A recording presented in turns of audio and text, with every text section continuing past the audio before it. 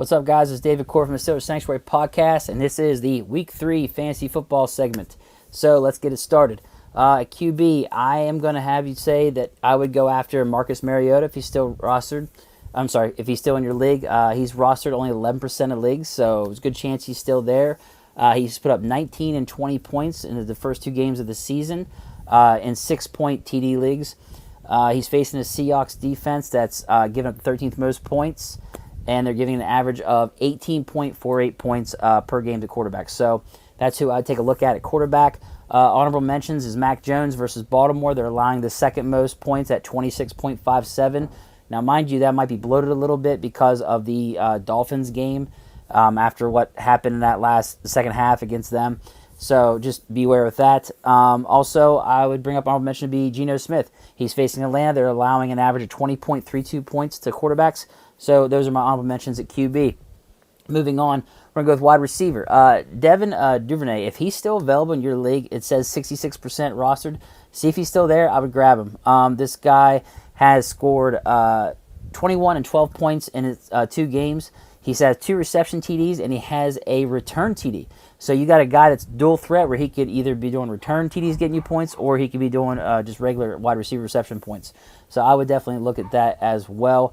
Some honorable mentions would be Corey Davis versus the Bengals. He scored 13 and 16 points in 2 games. And another one would be Noah Brown from the Cowboys. He's put up 11 and 20 points. So I would definitely take a look at those guys, see if they're still available. Moving on to running back. My running back to add this week specifically would be Mark Ingram versus Carolina. He had 60 yards and 2 catches last game. The Panthers allow the 9th most points to running backs. So that's be something I would consider there. Some honorable mention would be Raheem Mostert. Now, this guy is taking on Baltimore, so this is more of an ad for the season. He had 79 total yards last game, 3 receptions, 10 points. This guy, when he's healthy, he did really good for the 49ers when he was with them. So if he's now finally healthy, he could do some damage for you down the road in other games. Tough matchup this week, but in general, I would say to go after him and add him. It's starting to become a prolific offense with the Dolphins, so I think that could really possibly help you. At tight end, I went with Gerald Everett.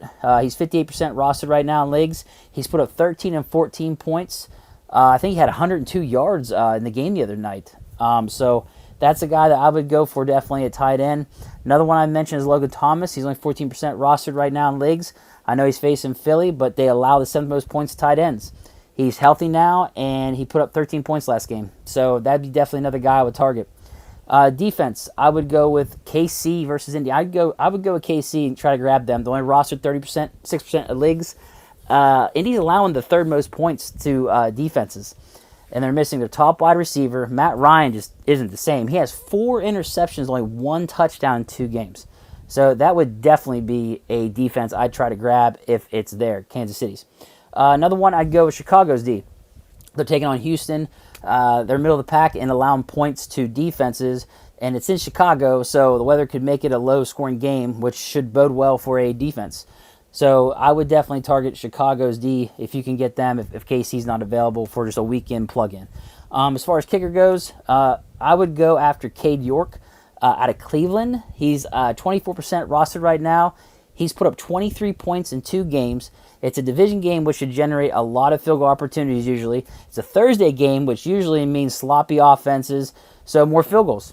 So the Steelers are middle of the pack in points to kickers, but that'd be the guy I would target, is Cade York for kickers. Another one that's really under the radar is Riley Patterson. He's 0% rostered in leagues, but he's put up 20 points in 2 games. He's facing a Chargers team that allows the 8th most points to kickers. So to me, that'd be some guy that you could maybe look at, maybe just throw it out there and see what happens. But 20 points 2 games is not bad for a kicker. So you never know.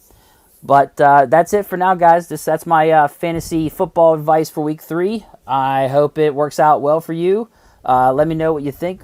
To see this, make sure you go to the Steelers Sanctuary YouTube page to watch it. All right, guys, take care. I'm out.